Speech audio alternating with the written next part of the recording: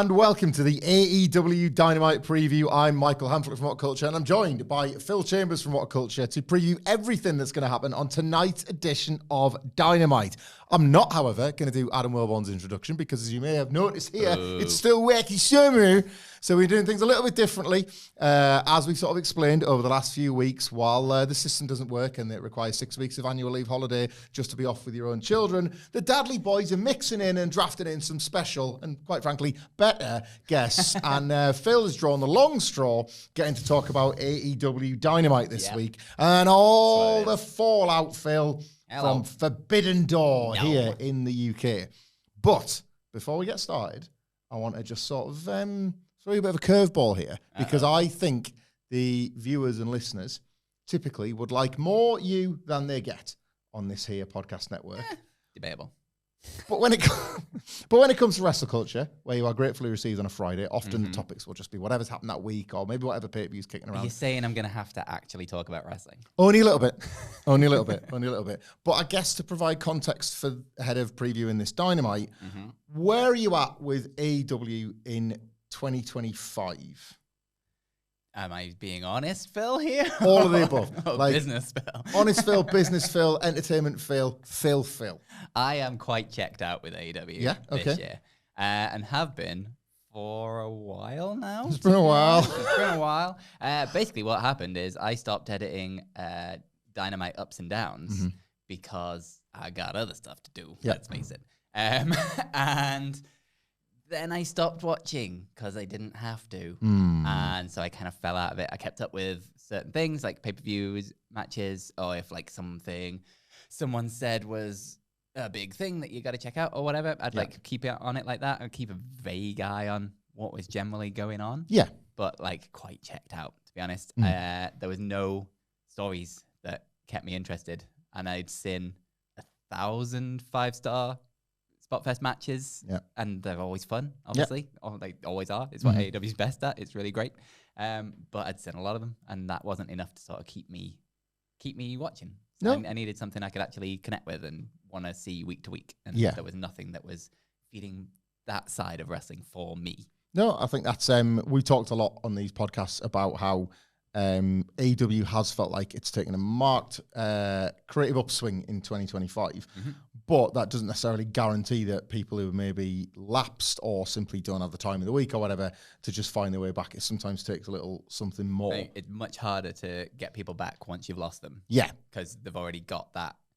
Maybe they've soured on it. Maybe it's something that happened that they're like, oh, well, go away from that. But it's like to bring in a new person, you've got that immediate intrigue of like, oh, I'll check this out to see what it's like. To bring in an old viewer, you've got to fight against what made them leave in the first place. Yes. Which is much harder to do and probably needs a much longer time period of people saying, this is great, you should watch this. Well, yeah, I think it was possibly a little unfair to expect. Let's say, for example, if you look at 2022 as maybe like a creative peak for AEW, and then all the aftermath of the CM Punk stuff in 2023, it was maybe unfair to expect that 2024 they'd be able to wave a magic wand and just turn it all around, not least when so many people were incredibly satisfied with the opposition. And the market leader, no less, in WWE, historically, never good for the other companies when WWE's on fire because they've got the most people who are the most invested all at once. So 2025, if anything, has sort of proven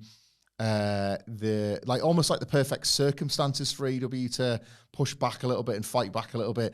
WWE, I think this will be the year that their boom, I wouldn't say came to an end, but we will reflect on 2025 as the beginning of the end. I think that only gets clearer as the year progresses, really. And whilst I would say at the moment AEW is still lacking, I've used Steve Austin as a figure too often, but it's because it's the easiest shorthand. That one central figure that while a lot of the stuff is good, it requires that act that you simply cannot miss. I'm not convinced there's a cannot miss on AEW television at the moment, but to reassure you, as you bravely step into the breach to preview and review Dynamite this week, your timing couldn't be better. AEW are running, for the first time in the company's history, the 2300 Arena, formerly and more famously known as the ECW Arena. A venue that means a lot to wrestling fans, a venue that carries all the weight of history. I considered it a religious experience when I walked into a wrestling church back there. Didn't get to go. Amazing. That was the one thing I was annoyed about our Philadelphia trip, that I didn't get to go to the ECW Arena. It's like it is one of them bucket list venues. Tony Khan calls it that to this day, even though he was there in its original incarnation in the ECW Arena in 1996. You can see him at shows in the background, young Tony Khan. I think he dragged his dad, Shad, to take him there as well. I don't know what that man would have thought of, like, I don't know how much money he had at the time, but like at least a millionaire or a very wealthy man in the sweatbox that was the bingo hall in the ECW Arena in 96. But not just the legacy and the prestige of that venue, or the fact that there'll be comparisons made to NXT running it last year and AEW having a bit of a bar to clear there. But 2025, that's been one of the stories. They've gone to smaller venues. They've finally got out that loop of those long-standing bookings with basketball and hockey venues and people posting those pictures of the tarp and the empty seats or whatever. Dynamite's been significantly better for it. It's been an atmosphere of fans that have obviously wanted these hotter tickets in these smaller venues, and you're seeing stars that are quite well established on TV in more intimate settings.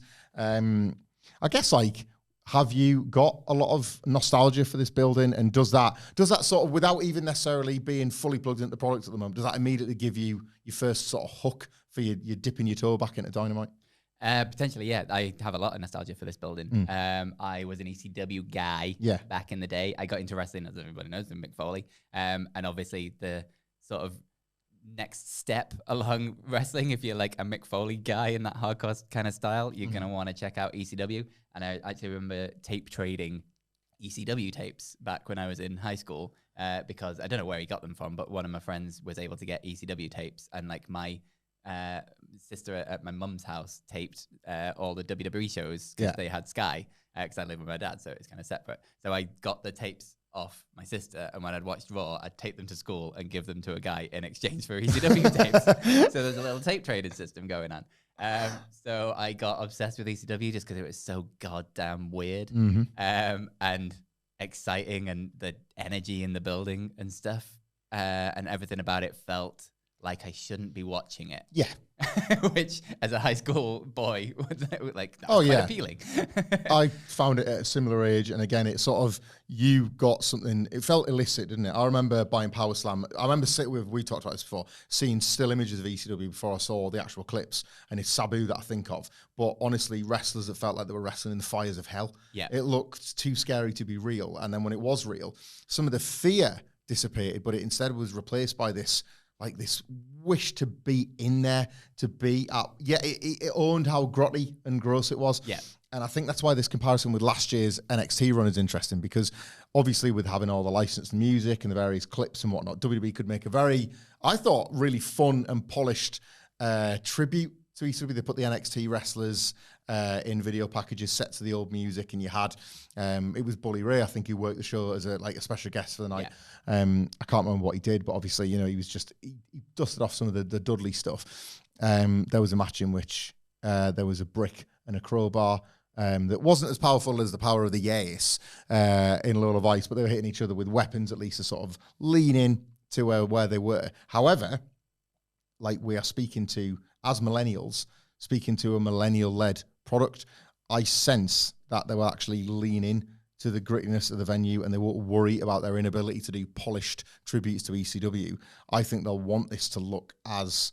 It's hard. It's a nicer building than it was in the 90s. Yeah. But they'll want to try and almost scale it down, how sort of it's been like polished and tidied up. The 2300 is now this quite pleasant experience, and we're told by all the wrestlers just how much of a toilet they loved, but a toilet nonetheless it was to go. I would imagine Tony Khan will be desperate to try and capture the grime of it tonight, if anything. At the end of the day, Tony Khan's a fan. Yeah. Like, that's why he started all of this. So he's going to want to play into that. Yeah.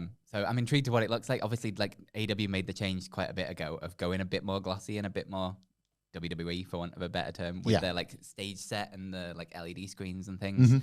But it's like, I've honestly just move all the way away from that and just get the old barriers with the like the ribs in them that you can see, and like just make it look a little bit grotty, and maybe the brick wall entrance or something like that. Yeah, something a bit that is like at least is a like a hint towards it kind of thing. Or you could do the brick wall, but with the 2 entrance tunnels or something. Yes, it's AEW, but it's also ECW at the same time. I think 100% play into it. It's also the roof can't be as high as the stadium or anything, so they can't fit the big screen in. That's true. No, it's I'm trying to think how NXT got around that, and I think Yeah. it was mainly just a nice sort of flashy entrance stage. Yeah. Like once you were, like there was certainly no room for like barrier screens or anything like that. It was scaled down even for them. Yeah. But yeah, I think that's been still one of the complaints really, is how they've sometimes lit and dressed Dynamite, and when they can't do it in these venues. And you see there was the recent one, you will have seen some clips shared of when they were in Chicago, and like Tony Storm cutting promos from a balcony and things like that. Yeah, it's that sort of difference, and I sense they'll lean in.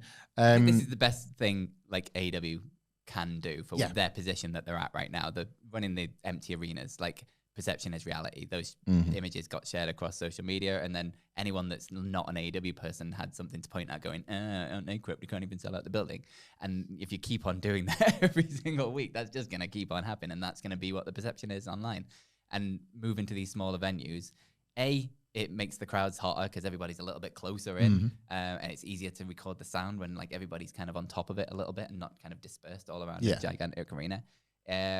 2, it makes, like, if you move into more interesting buildings, it's like each Dynamite's going to have that little look to it, and it's like going to be a little bit more visually interesting each time you go to it. Like the Chicago one compared to the ECW Arena, like you couldn't get 2 more different buildings. Exactly, really. yeah. And it's just going to add that little bit of intrigue to it. And then you can get to a point where you're like saying, oh, well, we've sold out this show. And then just being able to say that is a flex that makes people, they're selling out shows again. Like it's they're hot perception again. thing. Exactly, yeah. Even though it's much smaller buildings, it's still that perception online of like, we're actually doing this. Like we are hot again. The crowds are into it. That we're selling out shows.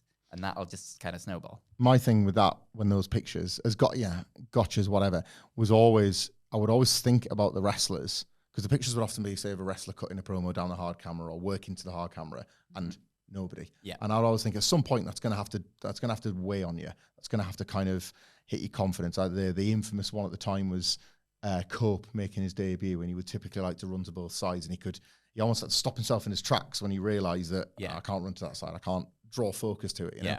And then you get the CM Punk digs of like, oh look, there are people over there.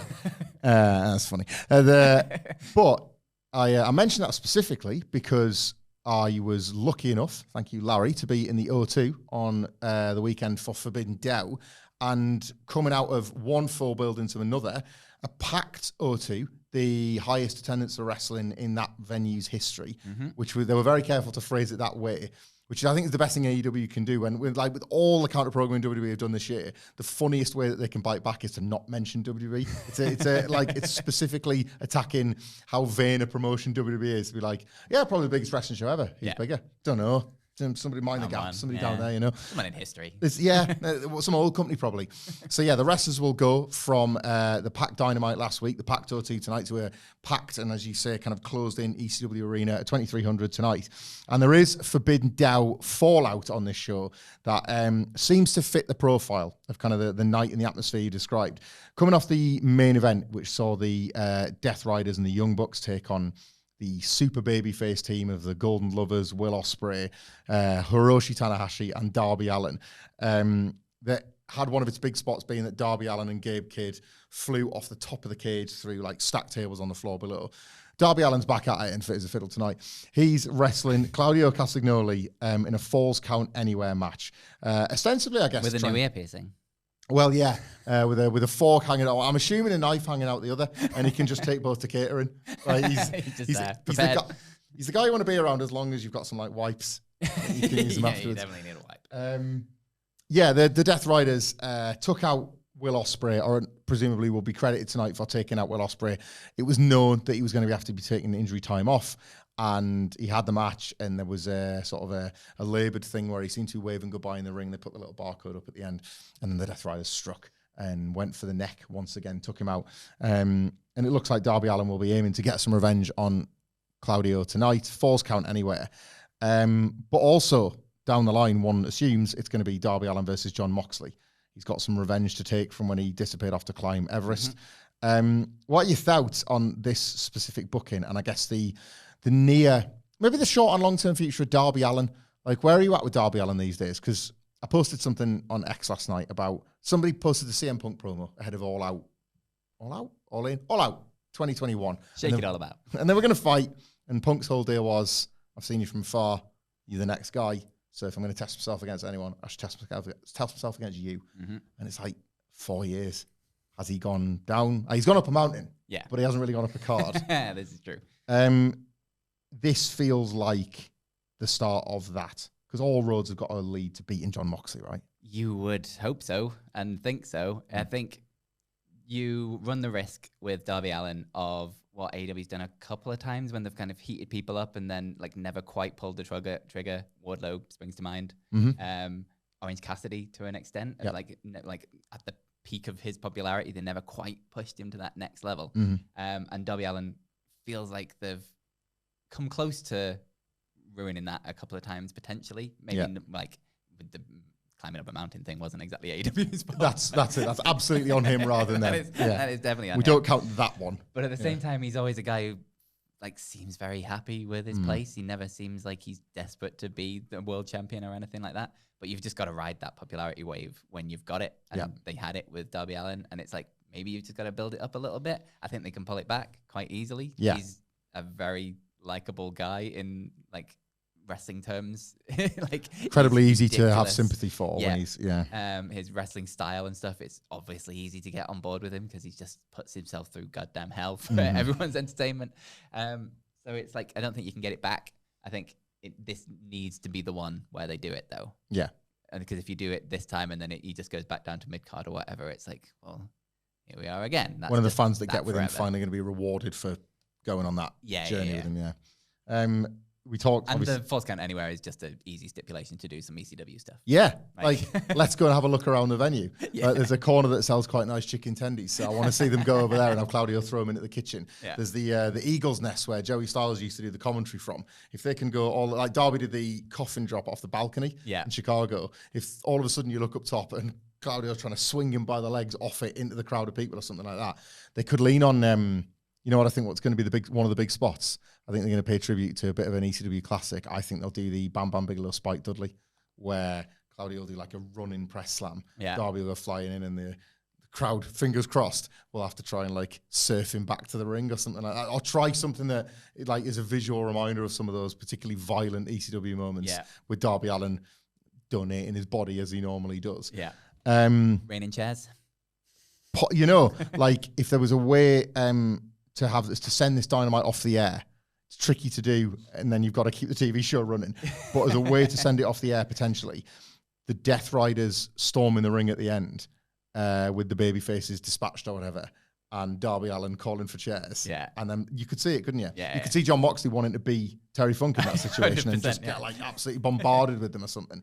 Was it the Public Enemy that was lying underneath? That could be Wheeler Yuta. You could just see like a hand trying to reach through the chairs, and then another one, down it goes again. Do you think Darby Allin wins? Yeah. Ultimately, like wins it? Surely. It's got to be seen as an act of progression. This feels like it's probably too soon for anyone to be wrestling after that match, Forbidden Door, from like what we went through in like big cage match and stuff. But it's also like you can't have your first show in an ECW arena without Darby Allin doing some ECW stuff. So, 100% Darby Allin wins. Well, speaking of somebody else that worked that match, and indeed obviously was pretty, it's been a big part of AEW, maybe being one of the reasons that you stopped paying attention as much. Jon Moxley. Now the former AEW World Champion. Definitely one of the reasons. Yeah, but still the top heel, still the leader of the Death Riders, but starting to turn sentiment around, most definitely. Maybe it's not having the belt has taken some of the pressure off that role. And you can just enjoy him as this real bastard rather than somebody that feels like he's tanking the product on purpose. He's in action tonight against Daniel Garcia. Garcia's, I would argue, another case of some of the wrestlers you were listing, of people that you were kind of instructed to back, and then you've maybe not seen things materialize. Yeah, absolutely. He was involved in quite a tense moment in the O2 at the weekend where he's been backing Nigel McGuinness, ahead of Nigel McGuinness's IWGP shot against Zack Sabre Jr. McGuinness was unsuccessful. Twilight Run kind of thing, so there was nothing harmful about it, but Garcia was trying to get involved a few times, couldn't, and then when McGuinness lost, he took off his jacket in this dramatic moment that it was really quite clever. AEW put Tony Schiavone in the ring, and it looked as if he was there to speak to Nigel. And then you're watching Garcia seemingly, oh my God, he's going to turn. Like the whole crowd felt it. And then he just spins Nigel around and hugs him. And they go to leave, and Schiavone's only in there as a coincidence. I'm here now to your attendance. And he's like, it's pretty cute. Yeah. So they framed it as if the turn is coming. It still feels like the turn's coming. But Garcia, in the meantime, takes on Jon Moxley, another babyface that seemed primed to stop the Death Riders that has failed. If they're going to turn him heel, probably the best time to beat him, one assumes. Yeah. Like, Jon Moxley can claim a win here, I guess. Like, claim something back for the Death Riders. Yeah, and then, especially if Claudio's losing on the same show. Yeah. And then you've got he's hit rock bottoms, and then he turns heel, kind of deal with Garcia, and then you go on from there. It's another one, I'm not going to lie, not hugely interested in the match itself. I'm interested in what they do with Daniel Garcia long term, more so than I ever will be interested in this match specifically. Not that I don't think the match will be fun. It's just I personally have absolutely zero stakes in it. And this is where, like what we were talking about before, like that's where I kind of fell out with a lot of AEW stuff. And I feel like even though he has been tied in, it's like, is it really that important? Like, does it mean anything? Well, this is like, it's not strictly a tangent, but I suppose, where do you stand with Jon Moxley at this point? The world title run is over. He's obviously somebody that AEW can and will go back to when, like, and he's helped them as much as they've helped him over the years in terms of being a world champion or a locker room leader, a talisman or whatever. He's a 4-time world champion now. But I think even if you need a heel, let's say when like a Will Ospreay or a Swerve Strickland comes back from the injuries I assume we'll hear about on Dynamite tonight, I sort of dread the idea of Moxley being world champion again. And I'm almost rooting for a babyface turn. I kind of only want him to wrestle Darby for Darby to get that win, just to get it, really. Yeah. I'm patient enough to follow him through, but I need a babyface turn out of Moxley sooner rather than later. I don't think I can keep watching this guy as he is. I think it's just been too much of the same for too long. Yeah. That has not worked for a really long time. It's BCC as well, really, isn't it? It's not just the Death Riders. Exactly. He's been angry, miserable Jon Moxley. And it's basically the same group. Like, they've added a few more people, and like obviously like Bryan Danielson isn't in it or whatever, but it's like it's not really had that much change in personnel since, like, how long was the BCC going back? Yeah, that was I think it was Revolution 2022 when Regal told them to stop fighting each other. So so it's like it's a real long time that they've been doing this, and specifically the Death Riders, I don't think has ever clicked for anyone really. I think it's loads better that it doesn't have the title attached because, like you said before, like less pressure on it, and it's just less that that's the main event every time kind of thing. Yeah, it's kind of where the WWE have fallen into with the Seth Rollins group of they just attack everyone in the main event every time, and that's just that. Well, that's really dull, and the longer you do it, the more dull it gets. So, like in this version of Jon Moxley, I have absolutely no interest in him ever being world champion again, or any kind of champion again, or just being the leader of a group again. Yeah, I think it needs some kind of a change. I don't think the Death Riders has done. I think behind the scenes, potentially, they've done a lot of good for the like tag-alongs, the Wheeler Utahs and Marina Shafirs and things. Yeah. In terms of like teaching like younger people and like helping them sort of come up within the business. But I don't think on TV it's done anything for them. I don't think it's elevated their positions. No. In any way, really. I think Wheeler Utah is pretty much at the same level he was when, like, back in 2021. Yeah, the amount of time that has gone into Wheeler Utah to have him in pretty much the same position. Yeah. He's the sort of thing that, unless like, there was definitely one point where he was seen as maybe a big deal and he's ended up beating. Yeah. But it's the sort of stuff that I think people would study and look back on as a case for failure. Yeah. Even if he's kind of found a nice role for himself. Yeah. So, like, I don't think it's elevated anyone. I don't think it's helped anyone. And I think it's honestly something they probably should have just given up with a long time ago. Yeah. Like, I get it wanting to finish out the story and things, but there's finishing out the story and then there's keeping the story going for months and months and months and months when no one is really giving you the feedback that they really like this. It almost felt like it justified itself in the moments specifically where Hangman Page was about to win the world title and the various people that came out to stop all the baddies. Yeah. Like, finally got their revenge on that one night. You know, I know the comparison is made to Cody at WrestleMania 40, but I don't think it's a bad faith comparison. Yeah. I think it's okay to say, oh, you know what? We built up a babyface and a bunch of babyface's friends to stop the bad guys. Yeah. That's quite fun to watch. Yeah. There are worse things to be compared to WWE for than that. Yeah. And we'll talk about Hangman Page shortly, but yeah, that was a big moment in a big stadium in AEW's biggest show of the year. So it certainly wasn't without some merit, but it does sort of feel like, if you almost want to get out while the going's good. Yeah. If people leave this story with happy memories of it, it stands a chance of being regarded as quite a nice bit of business. Me and Sid have like talked a lot about the Bloodline as a comparison point. Like, went so much longer, but a lot of it stunk. Yeah. Sami Zayn was a difference maker to it. You know, there were various chapters that just went on that were just months of run-ins and Roman cheating, and but people remember it fondly now and being crucial to Cody Rhodes' ascension, things like that. And they could leave this on a high with the Hangman Page ascension, with maybe Moxley doing a couple of jobs to some other people. I'll mention this now, actually.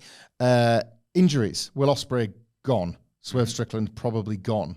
But Orange Cassidy potentially back. Bodyslam.net on Tuesday reported that he was fighting fit after being out since March with a torn labrum, needed shoulder surgery. Fight for Select confirmed it was sooner rather than later, maybe even now. He was kicking around in London over Forbidden Door weekend, not used, but it makes you wonder maybe why he was flown over initially. Yeah. Maybe there were plans and plans changed and things like that. Do you think he could figure back in a big way as, like, with a gap opening up, I think, for these top babyface spots, you know? I think it's perfect time for it. Yeah. Forbidden Door always feels like, because there's obviously a lot more that goes into Forbidden Door with, like, the New Japan stuff and things like that. It's like, and they still, like, build to it in storylines and things, and they tie it in quite well, really, considering it's this kind of hurdle in sort of normal storytelling kind of thing. But it always feels like, well, we got to Forbidden Door. That's a bit of an end point because a lot of those people we're not going to be seeing. Like, and then you've got the fresh thing to move towards whatever they're going to be doing in All Out and sort of from there on kind of thing. So it feels like a good time because it's like Survivor Series is like a similar thing with WWE where they always build to the 5-on-5 or the War Games match or whatever, and that kind of got in the way because that's just what it was. And then after that, they can go back to normal storytelling and get them to you don't need to be friends anymore now. It's okay. Yeah. Exactly. So it feels like this is a bit of a fresh start, and with the forcible fresh start of, well, we've lost two massive baby faces for the company. They need something. And Orange Cassidy is a perfect placement for that in terms of just the crowd loves him and always will. And like what we were saying about pulling the trigger on people, potentially when there's two big spots that have gone and needing to be filled, it's a pretty good time to pull the trigger on someone.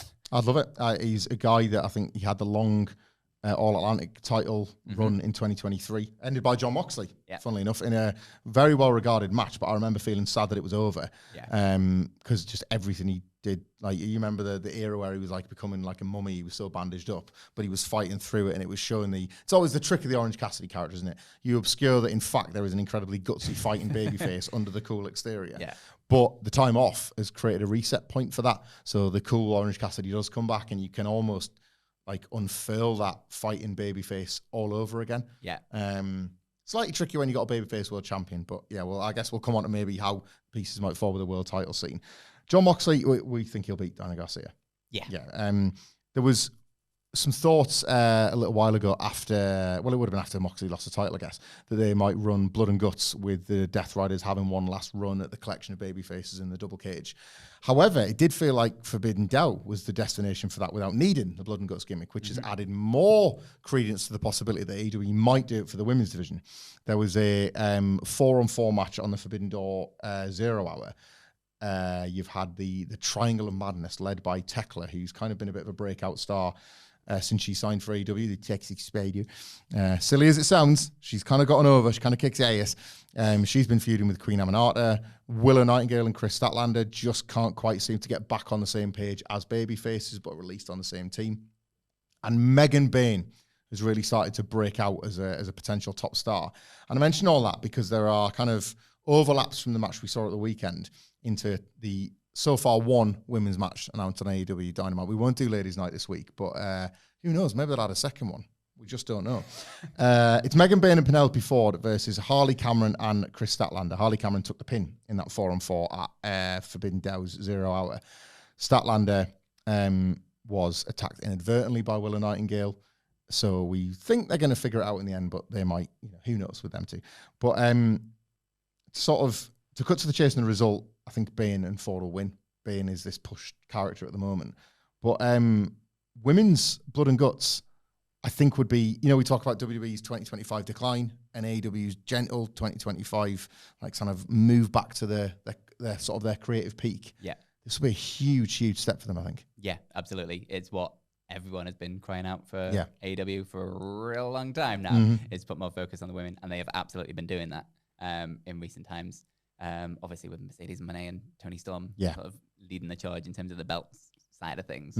But there's loads going on with them. And it would make a statement of intent going forwards to put that much focus and like basically sell a pay-per-view around them. Yeah. It's the name of the pay-per-view. Like that's the match that should be the main event. And yeah, it's an excuse to use them more on TV because you've got a reason to, because you've got something to build to. But it's also a statement of intent going forwards. Of like, look, we're renewing the focus on this. We've got some incredibly talented women on the roster. Obviously, like Mercedes Moné singing the praises of everyone down there, like on the press conference and things. And it's just that like, let's go forwards. This is the right way. You've already done it with the men loads of times. To the point they're getting a bit boring. Quality, to the point where it just became one of those things where it's, oh God, we've got to shoehorn blood and guts in a little bit more.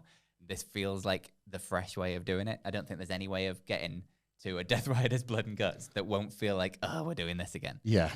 And I think like it was Alex Windsor that stuck out, but there are several wrestlers within AEW that maybe, you mentioned Toni Storm, Mercedes Moné is the sort of the top of their respective divisions. And even then they feel quite close together. The TBS and the World feel almost on par. Yeah. If you think about how amazing their match was at All In. But someone like a Windsor, the returning Jamie Hayter at Forbidden Doubt, if she's fit and healthy and good to go again, the floor is getting higher for that new slate of wrestlers as well. Like the quality bar has risen in every single respect, and even the ones that, Julia Hart is still young and relatively inexperienced, but has now had the exposure and the TV time to just be credible, just feel Sky Blue with as part of the triangular menus. It's all a bit daft, but people buy her, people accept her in these sort of roles, And I think it would look great as well. The champions, this tag match being featured, as of recording anyway, there's no advertisement for what Toni Storm and Mercedes Moné might do or say, having both retained their titles at Forbidden Door. But the fact that on a traditional table setting week for AEW, they're going with 4 from the pre-show, again, I think is a good advert for the division. It means that you can potentially like Toni Storm's a great promoter using any given week. Mercedes Moné kind of always delivers. If you can get through a table set in Dynamite without even needing to use them, and instead you've got your mid card and your upper mid card, it's a hell of an advert for them. I want to know who the next title challengers are, but equally, I'm kind of just into seeing the rest of the division scrapping amongst themselves for it. Yeah, it's cool to see. Absolutely. I'm intrigued to see what they do with Athena going forwards after that. I was genuinely hoping that she would beat Toni Storm and get the belt at the pay-per-view. Just because I think she goddamn deserves it after the work she put in Ring of Honor. Yeah. She still got that belt, I suppose. They might want to just have her last even longer with it. Yeah, this is true. So I'm intrigued, like, does that continue on AEW, or is that diminished a little bit now that she doesn't have the contract? I'm intrigued it's where they go, and I hope they keep a focus on her because she's been doing great work. But it's like the choices in the division feel like so much deeper than they ever have done. Yeah. I think now. And to shine a light on that in building to something big is definitely the right move for me. It's just a good optics win, isn't it, as well? They should always claim them I know it sounds cynical, but you should claim them when you can. Yeah. And you've got yourself you've earned this one at least. You've got into a position where you can, so you might as well. Yeah. We'll end, last but not least, with discussion of the AEW World title and indeed executing contracts. MJF, to catch you up, in case you missed any of this build. I've seen all the bollocks. Okay, right, yeah. So he executed his contract, and then he pretended to set Mark Briscoe on fire, as you do, and then he executed his contract. And then Hangman Page was successful at Forbidden Door. But he still got his contract, so it's all fine. And he still got his contract. And we don't talk about the Hurt Business. He took it and threw it on the ground. Well, he threw it specifically on MJF's chest, as if to say, don't try anything stupid, Max. Mm-hmm. And then Tony Khan in the scrum afterwards. Big Simon Miller fan. Massive Simon Miller fan. Said he was nice. Said he was a good player. I mean, I don't disagree. No. He didn't go on to extend that to all of WhatCulture Wrestling. He didn't. No. He meant to, I think. I'm sure he did. But he listens to you. Well, yeah. I don't want to say anything here. I would reach over and press a button right now, but I won't.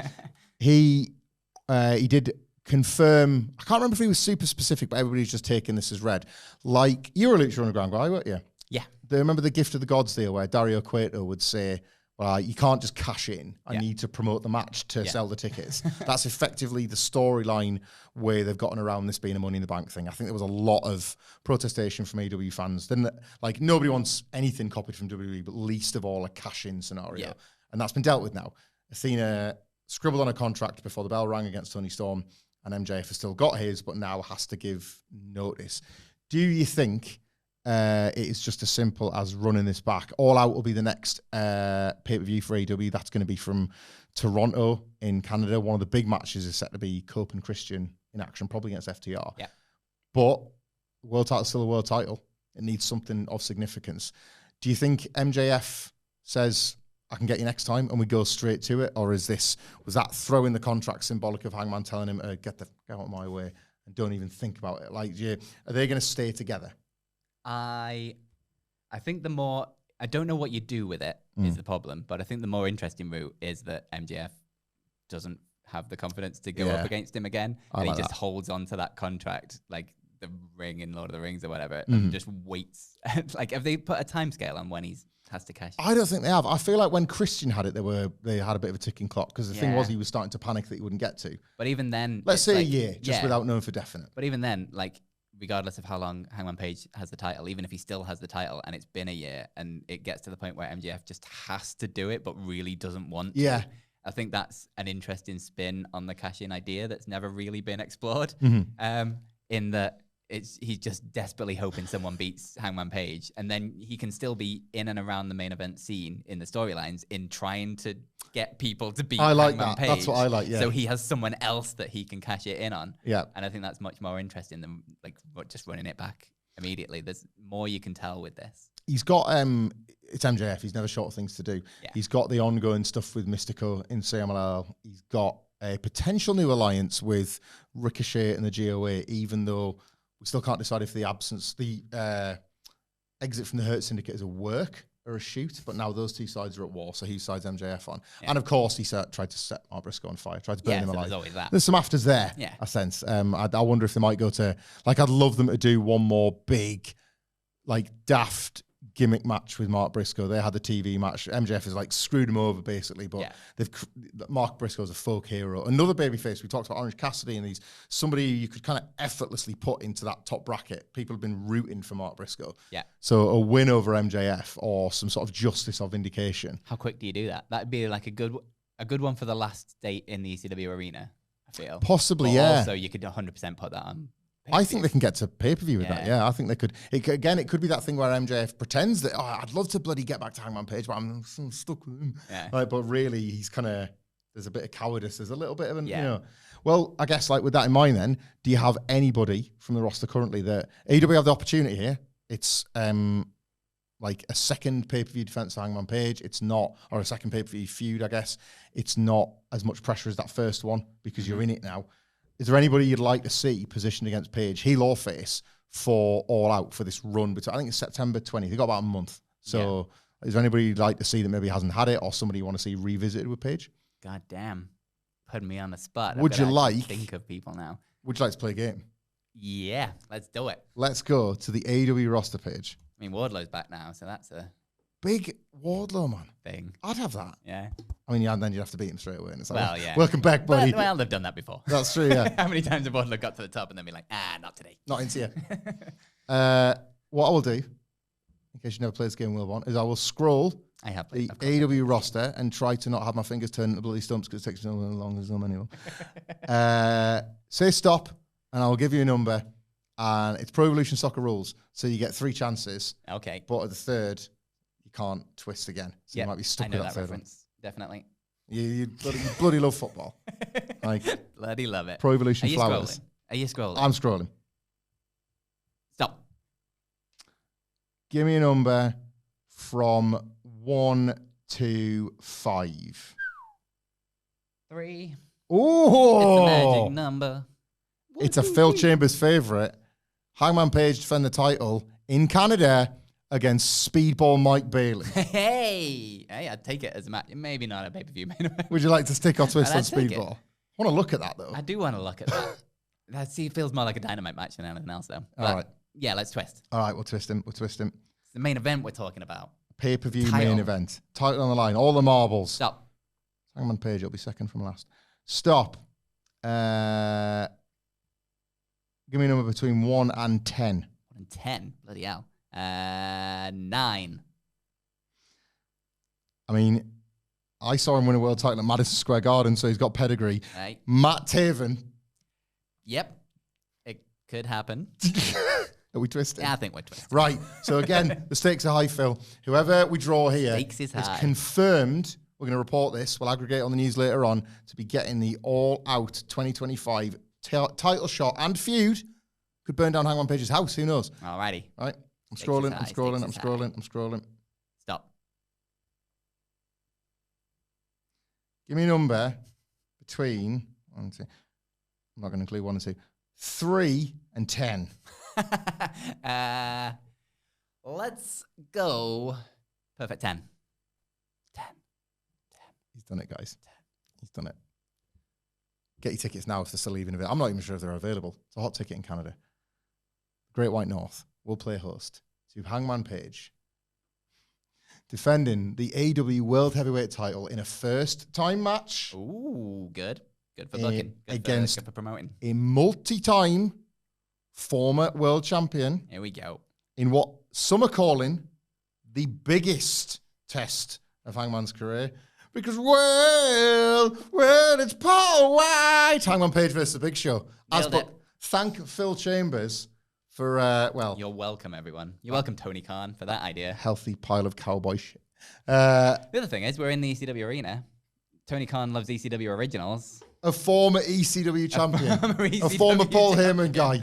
A former Paul Heyman guy. We've done it. But are there going to be any ECW originals showing up in the ECW Arena? So Rob Van Dam was ECW. Yeah, he's getting a lot of media attention. That'd be a good thing to capitalize on, right? Great week for the old Van Dam. Who the what? Do you know what? Do you remember that week right before the pandemic when Raven was sat in the crowd as a red herring for the Dark Order? Yeah. And he's never been WWE version of ECW. He'd be nice. Sandman's always there. Is incredible. I've lived it. I've loved it. Shane Douglas would be a guy for me. Another one that's like not been able to get back in because of the WWE hold on it. Yeah. So I'll be into that. Todd Gordon still is at the jewelry shop or pawnbrokers in Philadelphia, whatever it is. You can go in and say hello to him. We tried. He wasn't in. But like I could see Tony Khan wanted to make a specific point. Yeah. Thank you to the real man behind ECW. Yeah. It's Todd Gordon. Like, I could see that, Yeah. The guys that typically don't get the flowers because WWE have got their license. But that Tony Khan is still just a massive fan of. Yeah. He was a massive fan. I mean, I want that now. I think I want like a little Hall of Legends or something. Yeah. I'll be well up for that. And Paul White, obviously. He's the one that comes out. He comes out and he does a knockout punch on all of them. And he's like, and now Hangman Page, I want you. And then he goes for Hangman's horse. There you go. Nailed it. There you go. If you thought this was good, wait till the review tomorrow. It's going to be even better. We're going to be back covering everything that does go down from the ECW Arena and AEW Dynamite tonight. If you want to let us know your thoughts on the show, you can do at WhatCulture WWE on X, where you can find Phil Chambers at Phil My Chambers. I'm on Instagram too, just saying I've used that more. So do that. Find him on Instagram. You can also find our brilliant producer, Adam Nicholas, at... It's Adam Nicholas, but his microphone's not on, so... Yeah, it is. Oh, it is, baby. They can hear you. Oh, they're loud and clear. Are you sure? Loud. I hope so. I don't think so, but they can. There you go. The four is up. I apologize for all the tapping earlier when I was trying to check and couldn't figure it out. But yeah, it's Adam Nicholas anyway. Sorry, yeah, it's Adam Nicholas. Did I not do that bit? I'm at Michael Hamflett, and until next time, we will see you soon.